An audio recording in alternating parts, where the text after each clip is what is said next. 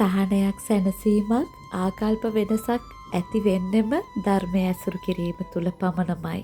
ඒ නිසා එකතු වෙන මාත් එක්ක අදත් මනාකොට සකසගත් මේ සුවඳ සම්බුද්ධ පූජාව තිලෝකුරු අමාමෑණී බුදු පියාණන් වහන්සේ උදෙසා අපි හැමෝම එකතු වෙලා සතුට සිතින් පූජා කරගමු. පූජාම වේවා. සාදු සාදු සාදු. අහන්නකෝ කොච්චර දුක් විඳත් තවමත් ඉනහ වෙලා ඉන්න අයට, පෙරදුනාට තවමත් උත්සාහ කරන අයට, තමන්ගේ පපුව ඇතුලේ කොච්චර කැලල් තිබුණත් ඒව ගෞරවයෙන් හංගගෙන ඉන්න අයට, ඒ වගේම තමන්ට කොච්චර අයහපත් විදියට සලකන මිනිස්සයාට උනත් තවමත් කරුණාවෙන් සලකන මිනිසුන්ට දෙවියෝ ආශිර්වාද කරනවා. දන්නවද ඇයි කියලා? ලෝකෙට වටින්නෙම දුෂ්කර ජීවිත ගෙවන මිනිස්සු. ඒගොල්ලෝ තමයි ලෝකෙ දිනවන්නේ. ඒ නිසා ඔයත් එහෙම කෙනෙක් වෙන්න. තෙරුවන් සරණයි ප්‍රාර්ථනා කරන ඔයාට සුබ වේවා කියලා.